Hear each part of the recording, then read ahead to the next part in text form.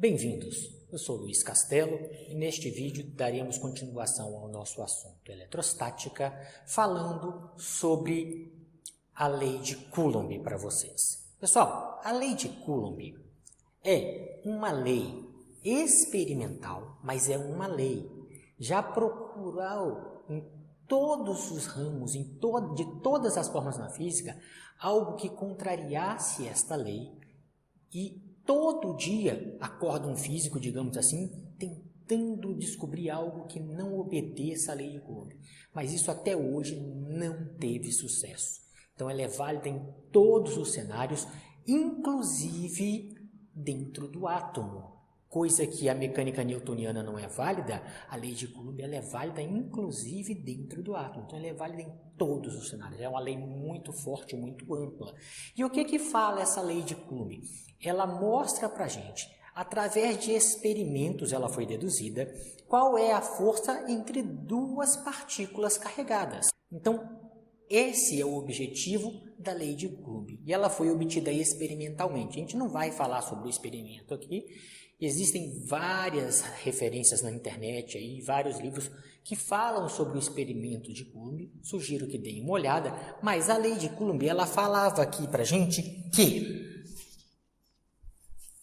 a força entre duas partículas carregadas, era proporcional a produto das cargas das partículas.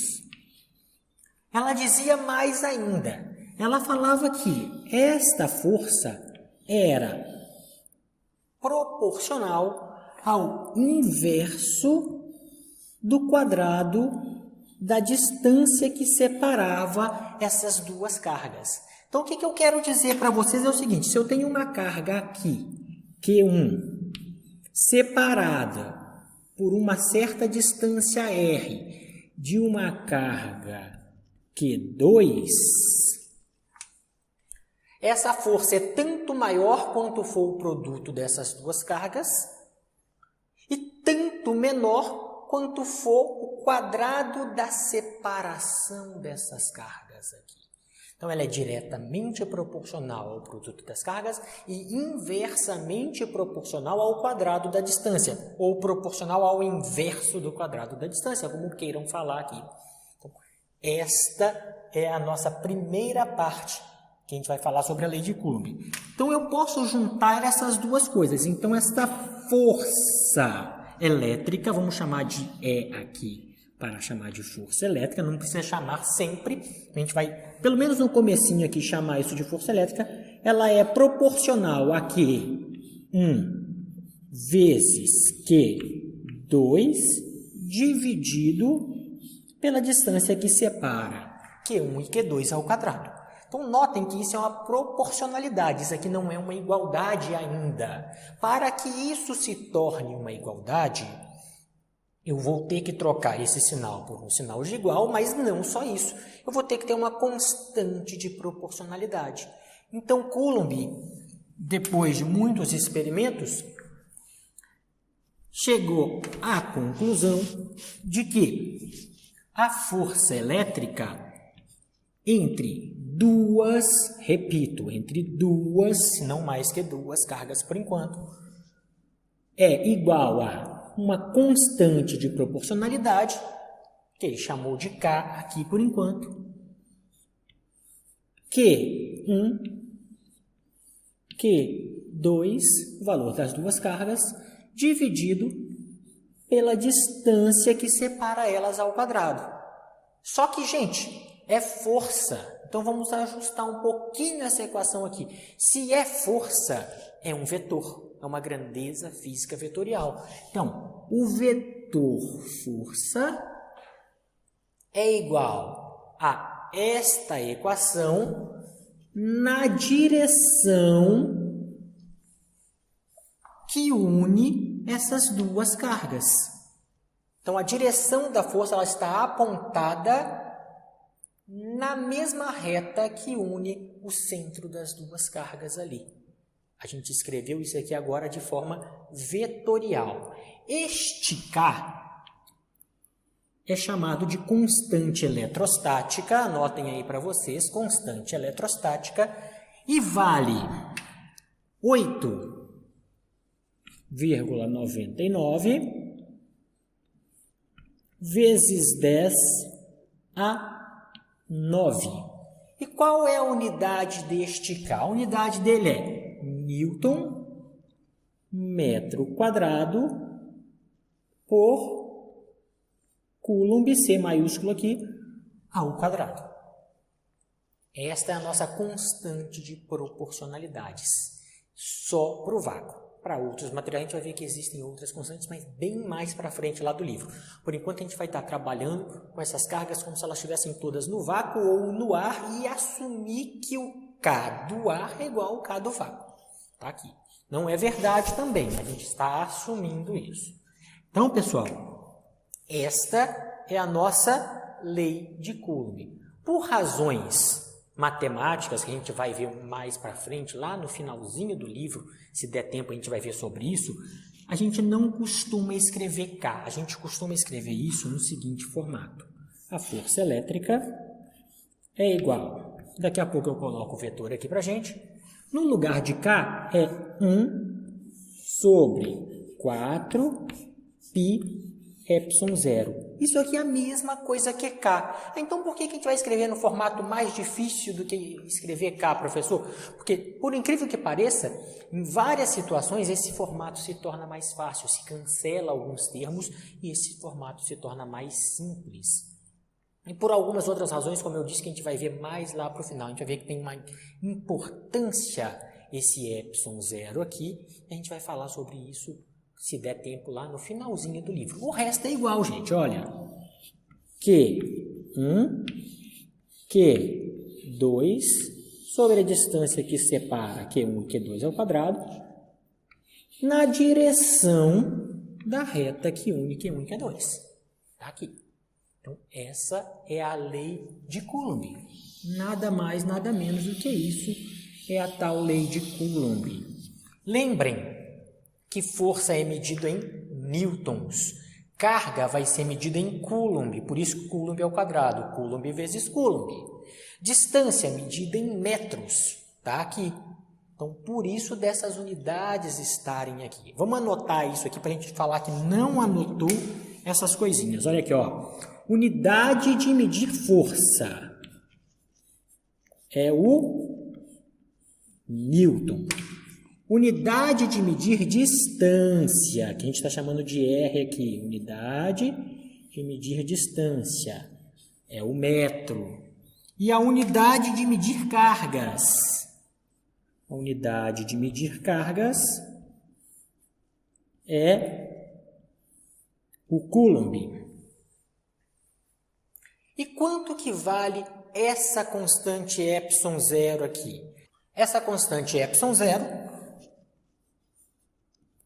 vai valer aproximadamente, tá, gente? Eu coloco o sinal de igual aqui, mas é aproximado, 8,85 vezes 10 a menos 12. Qual que é a unidade de medir isso? Vamos lá. Se eu isolar isso para lá, passar essas coisas para cá, eu vou ter Coulomb quadrado por Newton metro quadrado. É o inverso dessa aqui, ó. É o inverso dessa aqui.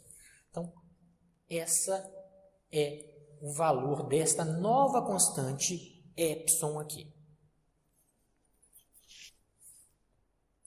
O nome dessa constante é constante de permissividade. Anotem também constante elétrica, constante de permissividade.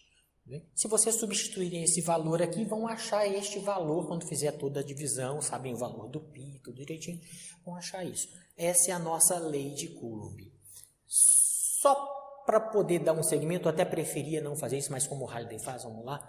Se essas cargas estivessem em movimento, carga em movimento é eletrodinâmica, não é nosso assunto de eletrostática, apareceria uma tal de corrente elétrica, e o Halliday já define aqui, no meio de eletrostática, a corrente elétrica, como sendo dQ dt. Então, fugindo um pouquinho do assunto eletrostática, indo lá um pouquinho para a eletrodinâmica, ele vai definir, porque ele vai falar de quem que é essa carga aqui, na verdade, só por isso, só para ele poder falar quem é essa carga. Então, essa carga é o produto de I pelo tempo. Isso aqui é uma derivada, tudo bem? Então, gente, é quantas cargas passa por uma determinada região, uma determinada seção de um fio, corta um fio, eu vejo ali quantas cargas estão passando por segundo ali, quantos coulombs por segundo estão passando por aquele corte do fio. Isso vai ser denominado corrente elétrica aqui para a gente, e a gente vai voltar a falar sobre corrente elétrica, então não vou ficar dando muito assunto para isso agora. O Halliday colocou, eu coloco ali também, dá uma olhadinha no livro, lê, ele explica algumas coisinhas, mas é só para poder falar que a gente seguiu mais ou menos os passos que o livro, texto, está seguindo aqui para a gente. E lembra uma coisa, essa força é um vetor. Por essa força ser um vetor, eu tenho que fazer operações vetoriais com ela. Então, se eu tiver várias cargas, vamos imaginar que eu tenho a carga 1, carga 2, carga 3, carga N. Muitas cargas. Tem bem mais que 3 ali. Cheguei até a carga N. Eu quero saber qual é a força total naquele meu sistema de cargas. O que eu tenho que fazer? Qual que é a força resultante sobre a carga 1, por exemplo? Tá? Então, vamos ver. Qual que é a força resultante sobre esta carga? O que todas as outras fazem de força resultante sobre essa carga? Se eu quiser saber isso, lembra que para eu calcular a força resultante, eu tenho que calcular pelo modo de vetores. Dá uma olhada lá na Física 1, a gente tem um vídeo de Física 1 sobre vetores, ensinando a somar vetores, multiplicar vetores, um monte de coisinha. Então, eu vejo aqui que a força resultante é a força em 1 devido à partícula 2, mais a força em 1 devido à partícula 3, está aqui, mais a força em 1 devido à partícula 4, devido a 5, devido a 6, devido à partícula N. E vocês têm que lembrar como é que somam vetores, isso é extremamente importante. Então, deem uma olhada nas aulas de vetores, quer seja minha, quer seja do livro, quer seja de outro professor, dá uma olhada como é que soma vetor. Isso aqui vai ser muito importante mesmo, tudo bem? Então, eu vejo qual é a força que essa faz nessa, qual é a que essa faz nessa, todas fazem nessa, vou somando e acho qual é a força resultante. Eu fiz questão de escrever ali para lembrar para os senhores que isto é um vetor. Então, tem que tratar com propriedades de soma, multiplicação, divisão, qualquer coisa que seja como vetor. Não adianta tratar como escalar, porque vai dar errado isso aqui para a gente. E agora, eu deixo como sugestão para os senhores, para a gente terminar esse vídeo, uma sugestão, pega o livro-texto Halliday, está ali, ó, livro-texto Halliday, é o volume 3, o que eu estou usando é a 9ª edição, e pega ali, vamos achar aqui qual é a página para vocês neste livro, e deem uma olhada aqui nas páginas, nos exemplos, olhe como ele faz, olhou, entendeu, fecha o livro, tenta fazer o exemplo você sem olhar. Os exemplos das páginas 7, 8, 9 e 10, que ele vai estar trabalhando com vocês um pouco sobre exemplos da lei de Coulomb. Depois disso, aí vocês podem partir para os exercícios da lei de Coulomb e resolver. Mas a lei de Coulomb é extremamente simples. Lembra que ela foi obtida experimentalmente até chegar nesses formatos aqui. E lembra que ela é tratada vetorialmente, quando você vai somar, subtrair e operações do tipo. Tudo bem? Então, dessa forma, a gente encerra aqui o nosso vídeo sobre lei de Coulomb. E a gente vai, num próximo vídeo, encerrar o assunto aqui, carga elétrica, falando para vocês sobre duas propriedades importantes sobre as cargas elétricas aqui. Vai ser um vídeo curto e a gente encerra o capítulo 21 aqui do livro de vocês, do livro Halliday, falando sobre essas duas propriedades. A gente vai ter encerrado todo o capítulo 21. Dessa forma, a gente encerra aqui nosso terceiro vídeo da série eletrostática falando sobre cargas elétricas.